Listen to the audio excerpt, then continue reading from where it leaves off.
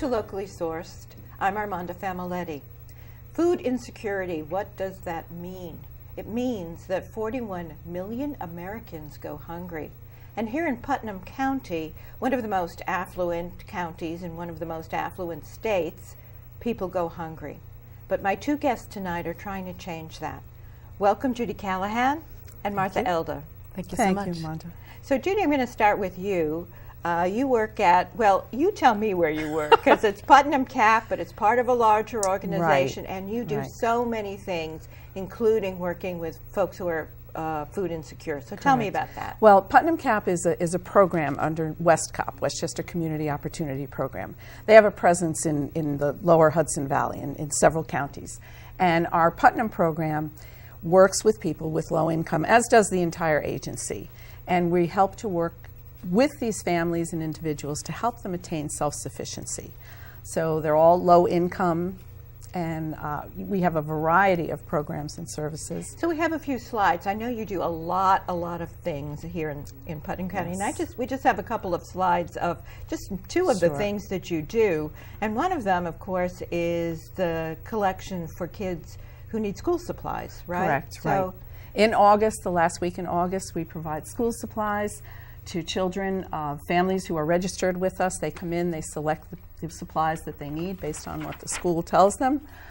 It's a great program. It certainly helps families because the cost of those supplies for family could mean the difference between paying a bill and not paying a bill if they want to prepare their child for school.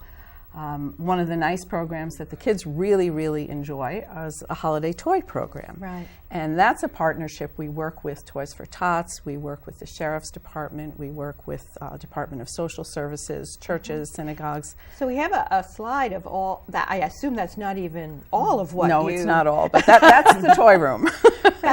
So tell me about how much do you collect and how much do you distribute? I can't even quantify it in terms of how many toys exactly, but we serve over 500 children, and each child gets at least 4 toys each, and their parents are the ones that come in and select the toys for them. Oh, okay. So again, another great program. The kids really love that. It's the holidays. We want it to be special for everyone, and it helps the budget.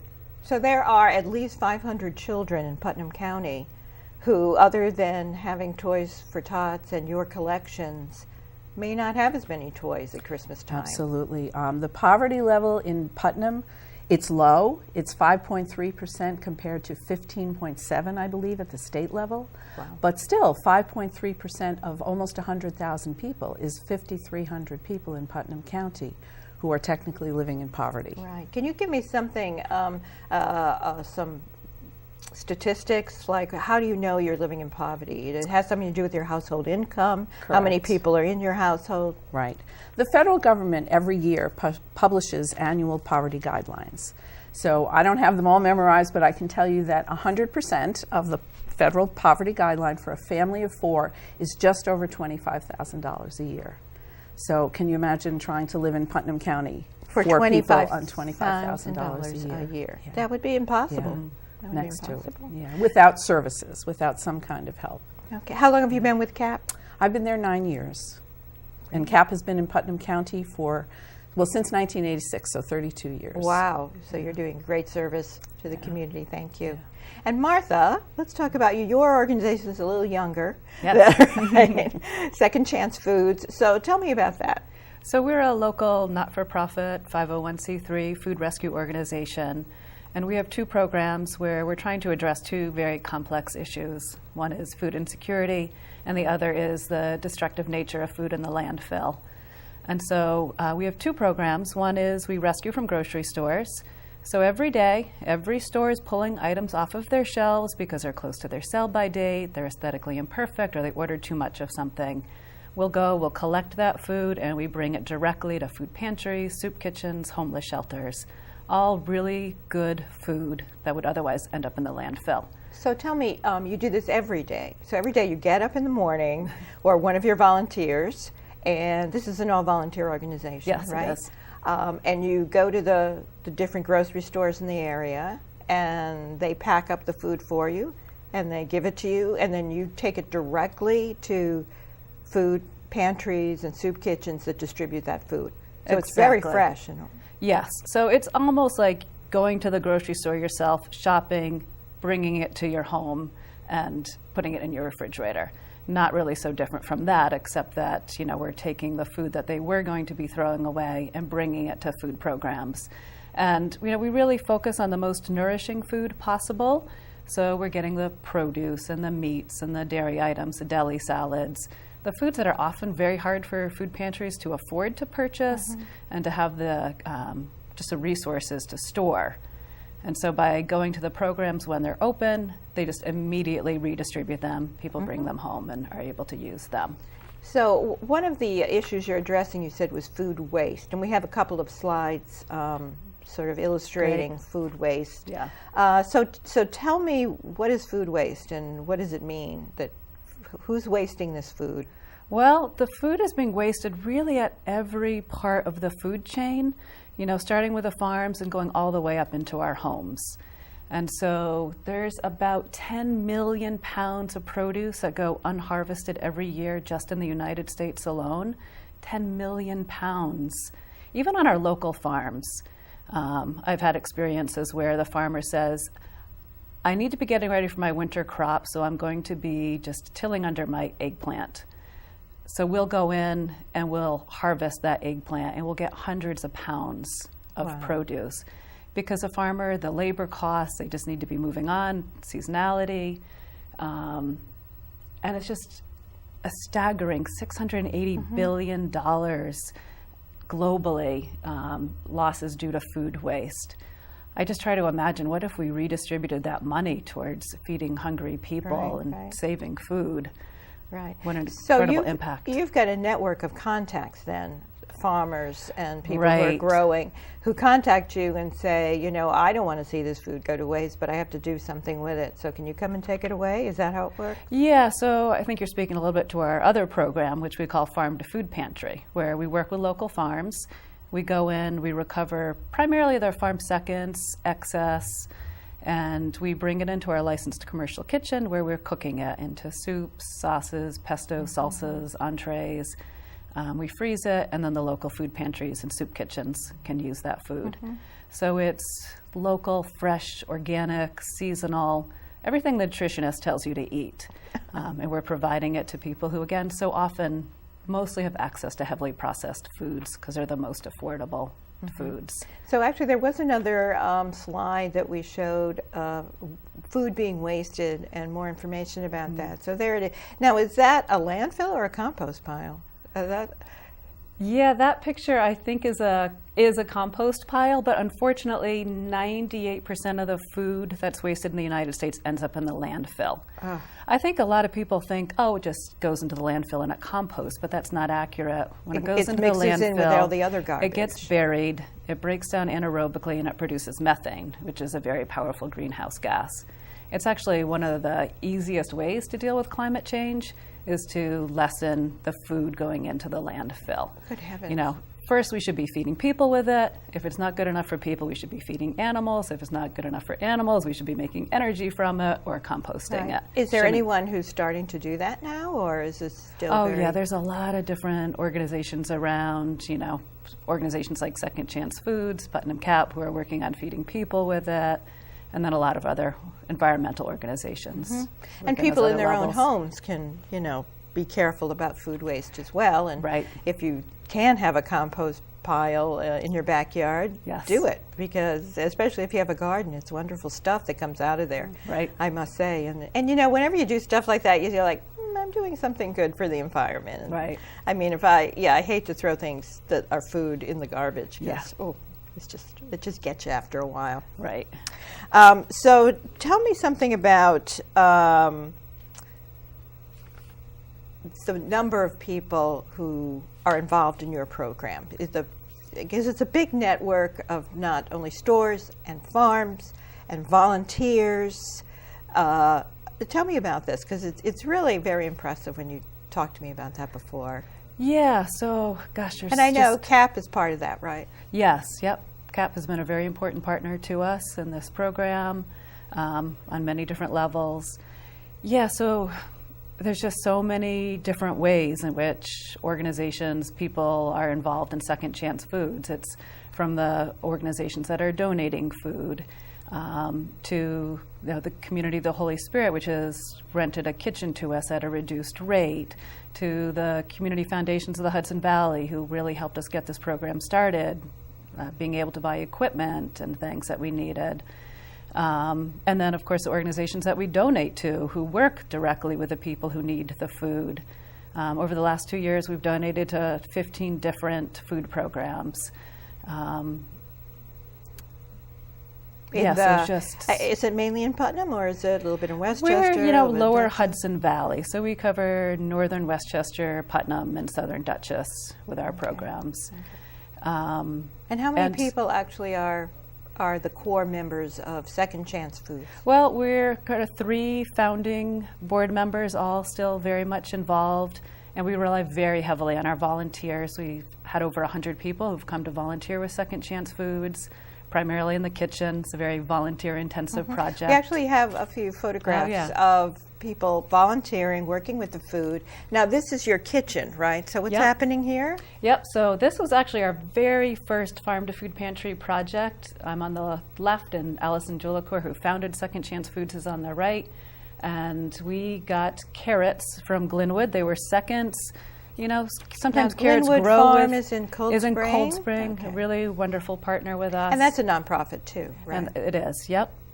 And so, sometimes carrots grow with 2 or 3 legs on them, or they have splits, and farmers... I know that my carrots grow that way. I didn't know other people's did. Yes. Farmers don't want to give them out when they look like that, so they'll give them to Second Chance Foods instead. And we will make soups and things with them. And then I think we have a few more slides of your volunteers in the kitchen. Now that looks like a young volunteer to me. You accept them at all ages, do you? We do. As long as a child is really interested in being in the kitchen and they have an adult with them, kind of overseeing what they're doing. It just looks like a good family opportunity to everyone to go out and have fun in the kitchen and do something good for the community. Yeah, we've had, kids who have to do community hours to take their Washington, D.C. trip, or kids who have to do community hours for their church or their synagogue who come in with their parents. And there was a slide before this one with a bowl and a young man just in that bowl. What is going on in that picture? I think those are apples. Oh. We had an estate owner in Garrison, New York, who has 16 apple trees, and her apple trees were going crazy. She said, "Come pick my apples." We got 1,200 pounds of apples off of this private estate, many of which we gave out fresh.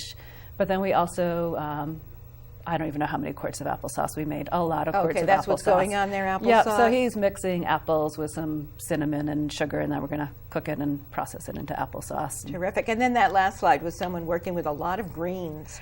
Yes, kale. That was a huge salad he was making, or what? What was that? Yeah, we were going to blanch the kale, then we bag it up, and then people can bring it home and make it into soup. Can we see that slide one more time?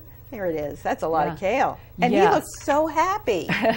We have fun in the kitchen. I bet you do. Put some music on, and people get talking to each other. You feel good because you're doing something for your community and people in need. And so it sounds like this is a great place to volunteer. Tell me about how people can connect with your organization for this. Yeah, so if you go to our website, secondchancefoods.org, we have information on there about how you can donate, about how you can volunteer, just connect with us, stay in touch through our email list. We have a Facebook page that has a lot of information about what we do. That's great. Okay, so I would just encourage everyone who's watching to go look that up and say, hey, this is a great thing to do. And when the warmer months come, when there's actually things growing, 3-pronged carrots and such coming out of the ground, that's a time when you need more volunteers, or? Definitely, yeah. Between July and December is really when there's a lot of local produce, and we need help transporting it, gleaning it, cooking it, packaging it. So tell me how the two of you work together. So how does the food come from you and get to you, and then what do you do with it? Well, Martha found us. I'm not quite sure how that happened. But she found us, and it's been a wonderful partnership because she brings us not only fresh food from the farms in the summer that we can distribute through our food pantry and also use as ingredients in our soup kitchen. But she also mentioned that she prepares food and freezes things, so that's also a great addition to our food programs. And it's all because you've got that great kitchen that you can do this, right? Right. Over at Bluestone, what was it? Yeah, the Community of the Holy Spirit in Brewster. Okay. It used to be called Bluestone Farm. Is that? It's still there. Oh, it's still there. Yeah. Okay. They've got a lot going on. Too many names going on here. Okay. Thank you. But it's wonderful. We were so happy to connect with Martha and her program. And you have a Second soup Chance Foods. kitchen how often? We run a soup kitchen 3 days a week, most of the year. In the winter months, when the homeless shelter, is operating, we add a 4th day. So we have 4 days that Where we is it? provide lunch. It's located at the First Baptist Church in the village of Brewster. Okay. And it is run, even though we're overseeing it, it is run by volunteers. Okay. Again. So you need volunteers too. Oh, absolutely. Absolutely. And how can they contact you They can call us at the office, 278-8021, or they can visit our website, putnamcap.org. That's if they're in Putnam. If they're in Westchester or one of the other counties that WestCOP serves, the website is westcop.org. Terrific. Okay. Hopefully you get lots of more volunteers to coming in. Like me. I'd love to come and work with We'd love to have you. both of you. I'm not much of a soup maker, but We'll teach you. I can put kale in a bag, which is what I thought I saw there. So let's talk a little about what's happening right now in Putnam County. Do you see things getting worse, the same, or better in terms of the number of people who need your services? We haven't seen a big upturn, which is a good thing. We've been pretty steady for the past couple of years. A few years ago, we saw a huge increase in the number of people who are accessing the pantry, but that has kind of leveled off and kind of gone down. Did that coincide with the recession? Yes, exactly. So that's leveled off a little bit. But it's still a lot of people. I mean, we have, on an average month, not everyone comes every month, but an average month we see probably 325 to 350 households. So that are that's coming in. Men, women, and children who are coming in. Could be an individual, a household. Can be Can families, be anything, yeah. But all different kinds of people coming Exactly. in. And do you work with them at all in terms of trying to, once they come in the door, do you say, well, let's sit down and talk about what's going on with you? Absolutely. When clients come to us for the first time, they have to have an intake appointment with our services coordinator, who is a social worker. And they'll sit down and assess their whole situation, go over a monthly budget, look at what the needs are, where the shortfalls are, what can we do to help, where else can we refer you if you need another type of assistance that we can't provide. There's a lot of collaboration that goes on in Putnam County. What other assistance is available? I know there's the SNAP program, which used to be Food stamps. Food stamps. Yeah. SNAP program, definitely. They can either go to the Department of Social Services or Catholic Charities to submit applications for that. There are heating programs. So that's the Putnam County Department of Social Services? Correct, Okay. yes. And do you sort of liaison between that with them? Or? Oh, absolutely. We make a lot of referrals to those programs. There's the HEAP program, which is an energy assistance program, which is very, very popular, very highly utilized, particularly in the winter season. Even now it hasn't quite ended And that yet. helps people with their fuel bills? Correct. Yes. Excuse me. There's lots. We do lots of things. We do a lot of advocating on behalf of people. Sometimes we'll work with their landlord if they've fallen behind in their rent and try to work out a payment schedule. We do some limited financial assistance.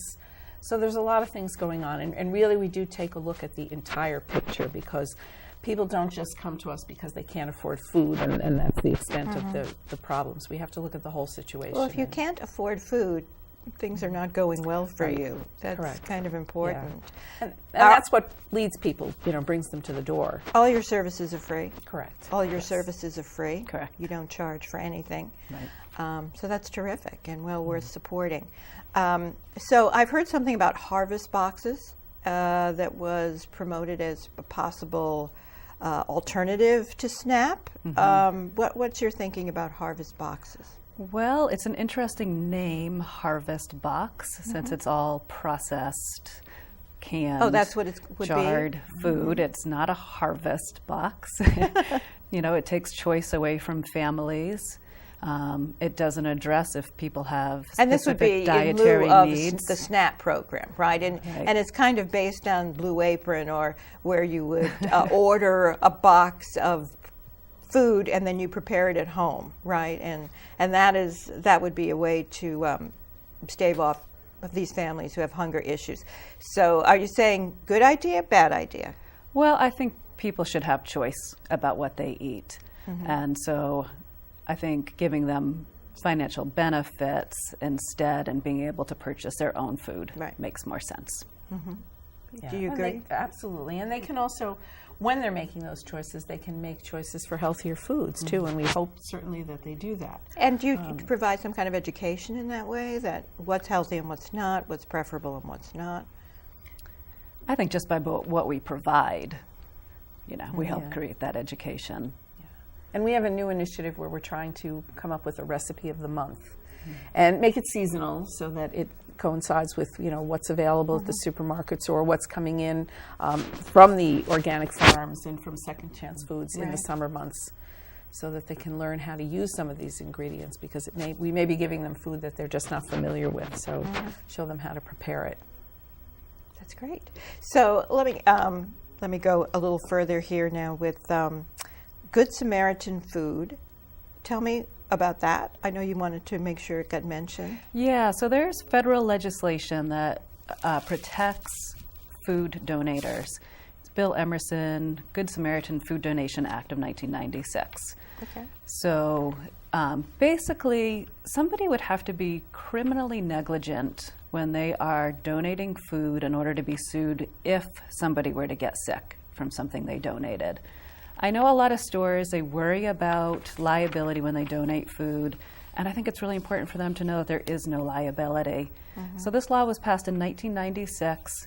It's never had to be used. Nobody has ever sued a donator because they got sick from food that was donated to them. Now, do you take donations from the grocery stores, from local farms and growers, from a woman who has a big orchard and says, I've got too many apples, come and take it? Do you ever take from individuals? Do you have a food drive that people can fill the truck, or I know that there's... We don't. I mean, there are other organizations that do that sort of work, but as a food rescue organization, we're really trying to take the food that would otherwise go to waste. Okay. Yeah. But I'm sure Putnam Cap does food drives. We do, and a lot of organizations conduct the food drives for us, which again is volunteers. Right. So the importance of volunteers is tremendous to an organization like ours. And what would you prefer to see as a donation? Rice Krispies or pretty much anything, because we're trying to supplement people's pantry. Food. Right, correct. And so we want to have a variety. We give them a choice. I mean, it's a limited choice because it's based on what we have in our inventory. And our food comes from multiple sources. We buy from a regional food bank. We have organizations like Second Chance Food that support us. Some of the Rotary clubs and the Scouts are very good at conducting food drives in front of the supermarkets. So really anything is appreciated. It all goes to the right place. Right. And speaking of, both of you are not-for-profits. You're going to be having a fundraiser in a very few weeks. So please tell us about that and how we can help. Well, you can come. We have our annual luncheon and silent auction on April 12th. And the food is fantastic. Speaking of food, it's absolutely delicious. Now, where is this food coming from? It comes from local restaurants. It comes from our board, who do a lot of the food preparation right on site. Now, you said your board cooks a lot of the food. They what do. What a talented board they you are. have. They are the best. You can't have a better lunch. You really have to come and try it. And there's drinks and there are soft drinks. Entertainment. Well, it's just we keep it short because it's lunchtime, and we recognize that most of the people there are working. So it starts at 12 o'clock. It ends at 1:30. We have a nice silent auction, great items available there, and I know you love silent auctions. I do. So it would be a wonderful experience. I invite you to come. It sounds terrific. And it's at St. James Church? At St. James Church in the back. There's a building called Doherty Hall. Right in the center of Carmel. Hard to miss. Right. So hopefully it's convenient for everyone. Now, can we get tickets ahead of time or pay at the door? Just call us so we know how many people to expect, but you certainly can pay at the door. Or and you how can much call us. does it It's cost? $40. Oh, a bargain. It is. We think so. Terrific. So, yeah, we'll keep an eye out for that. I hope everybody goes out. Thank you. The date again? April 12th. Mark your calendars. April 12th. That's the day for lunch. And, Martha, anything happening with your organization in terms of raising funds, or you're just doing it all the time, right? Yeah, you can always go to our website and donate there. I really encourage people to think globally but act locally and really support organizations that are making a difference in our local community. Now, exactly how long has your organization been around? We've only been around 2 years. And just in 2 years, you've actually grown quite a bit, and you're just you're going gangbusters. We have. I think we've hit on a model that works. It's very simple but effective. And for the coming year, are you going to expand, or how are you going to expand? Yeah, we've already had some new growers come on board with us during these winter months who've learned about what we're doing, who want to contribute food to us this summer. Just always more stores on board. And so you need more people then to go collect the food and bring them, and then have all that fun in the kitchen making that applesauce. That's right. So we're just about out of time. And I just want to thank you both for taking time out of your very busy schedules and all the good work that you do to come and talk to us and appear on Locally Sourced. And of course, I want to thank our wonderful crew. I'm going to say their names: Andy and Glenn and Mario and Carol. And they come out almost all the time, and it's just so terrific for these volunteers to come here. And I know Mario works with CAP, right? He does. Our director. He's a volunteer for CAP. So thanks for that too, Mario. And thanks for watching Locally Sourced. Till next time.